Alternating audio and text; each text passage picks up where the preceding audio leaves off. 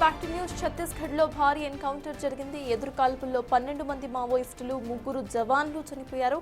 ఘటనా స్థలంలో భారీగా ఆయుధాలను స్వాధీనం చేసుకున్నారు పోలీసులు. ఆ ప్రాంతంలో ఇంకా కూంబింగ్ అయితే కొనసాగుతోంది.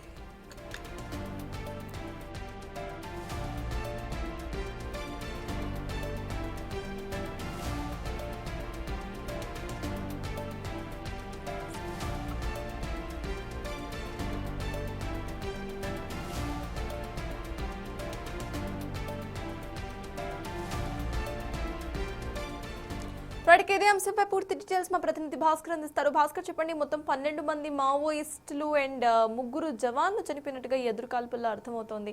అసలు అక్కడ అప్డేట్స్ ఏంటి అండ్ మిగతా వాళ్ళ సిచ్యువేషన్ ఎలా ఉంది?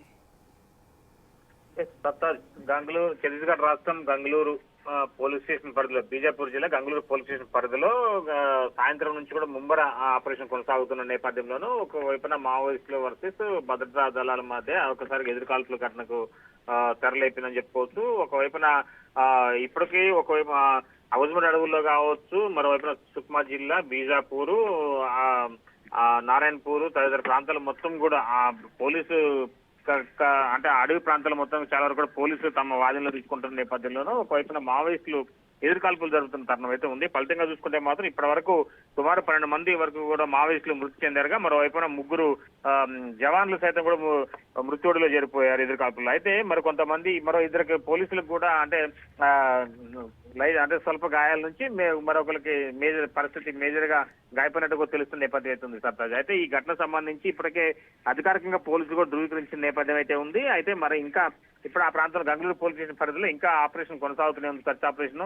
అయితే ఇంకా మృతుల సంఖ్య కూడా పెరిగే అవకాశం ఉంటుందన్నట్టు కూడా భద్రతా సైనికులు భావిస్తున్న నేపథ్యం అయితే ఉంది సర్తాజ్. అయితే ఇప్పటి వరకు అంటే గంగళూరు పోలీస్ స్టేషన్ పరిధిలో ఇటీవల కాలంలో మావోయిస్టులు తలదాచుకుంటున్నారని పక్కా నమ్మదగిన సమాచారం మేరకు ఆ ప్రాంతంలో మొత్తాన్ని కూడా సెర్చ్ ఆపరేషన్ కొనసాగిస్తున్న తరుణంలో ఒక్కసారిగా తారసమైనటువంటి మావోయిస్టులు ఎదురు కాల్పులకు దిగడంతో వాళ్ళందరినీ కూడా మట్టుబెట్టే విధంగా అంటే వాళ్ళు ఎదురు కాల్పులు తెగబడడంతో ఆత్మరక్షణలో భాగంగానే భద్రతా సైనికులు కూడా ఎదురు కాల్పులకు తెగబడ్డారు. మొత్తం ఫలితంగా చూసుకుంటే మాత్రం ఇప్పుడు అంతవరకు ప్రాణనష్టం జరిగింది, ఇంకా మృతి సంఖ్య పెరిగే అవకాశం ఉన్నట్టుగా భావిస్తున్నారు. కానీ ఒకవైపున మాత్రం ఇప్పుడు సైనిక సిబ్బందికి కూడా కాస్త నష్టం వాటిల్లని చెప్పుకోవచ్చు తాజ్. అయితే భాస్కర్, ఈ ఆపరేషన్ అనేది కొనసాగుతున్నా ఇంకా మావోయిస్టులు లొంగకపోవడము, ఇంకా మావోయిస్టులు ఎదురు కాల్పుల్లో చనిపోతూ ఉండటాన్ని ఎలా చూడాలి? ఇప్పటికైనా మావోయిస్టులు ఎవరైతే ఉన్నారో వాళ్ళు లొంగుబాటుకు రావాలి అంటూ కూడా పోలీసులు ఎటువంటి కార్యాచరణ చేస్తున్నారు?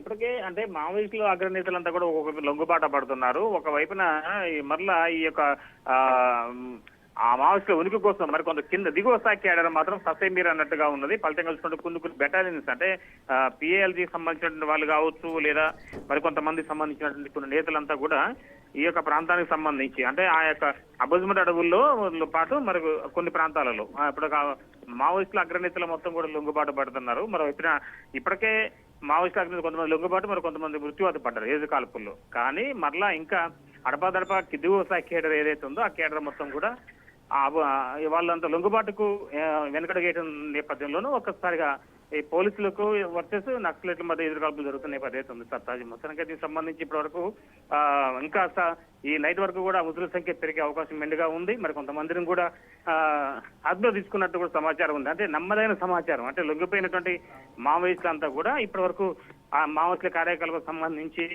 డివిజన్ స్థాయి నేతలు కావచ్చు, కింది స్థాయి క్యాడర్ కావచ్చు, వాళ్ళంతా కూడా వివిధ ప్రాంతాలలో ప్రత్యేక ఆపరేషన్ కొనసాగిస్తున్న సమాచారం నేపథ్యంలోనూ ఆ దిశగా సెర్చ్ ఆపరేషన్ కొనసాగిస్తున్న తరుణంలో ఒక్కసారిగా ఎదురు కాల్పుల ఘటనకు తెరలేదని చెప్పుకోవచ్చు సర్తాజ్.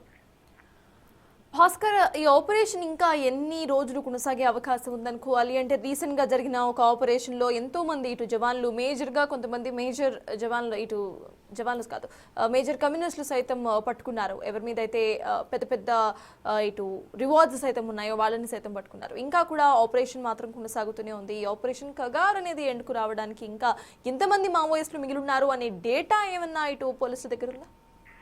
ఇంకా 400 మంది, సుమారు 400 నుంచి 300 మంది వరకు కూడా మావోయిస్టులు, కొంతమంది నేతలు వివిధ ప్రాంతాల్లో అంటే అది ఒరిస్సా, ఛత్తీస్గఢ్, మధ్యప్రదేశ్ ప్రాంతానికి చెందినటువంటి వాళ్ళు అంతా కూడా ఉన్నట్టుగా సమాచారం ఉంది. అంటే మరి దాంట్లో కొంతమంది తెలంగాణకు చెందినటువంటి వాళ్ళు కూడా ఒక 40 మంది ఇంకా లొంగిపోవాల్సిన పరిస్థితి ఉంది. ఇటీవల కాలంలో తెలంగాణకు సంబంధించిన కొంతమంది నేతలు లొంగుబాటు ఉన్నారు, మరి కొంతమంది ఎన్కౌంటర్ లో మృతి చెందారు.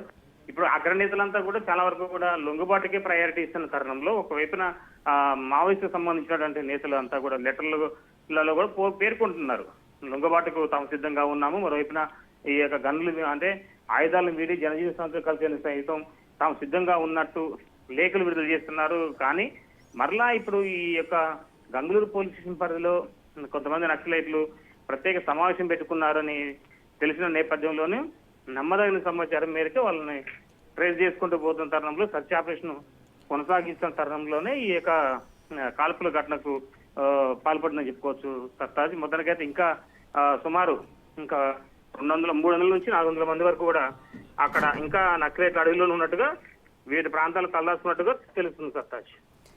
Thank you Bhaskar. మొత్తానికి ఛత్తీస్గఢ్లో భారీ ఎన్కౌంటర్ జరిగింది. ఈ భారీ ఎన్కౌంటర్లో ఎదురు కాల్పులు సైతం జరిగాయి. 12 మంది మావోయిస్టులు, 3 జవాన్లు ప్రాణాలు కోల్పోయారు. ఘటనాస్థలంలో భారీగా ఆయుధాలు సైతం పట్టుబడినట్టుగా అర్థమవుతోంది.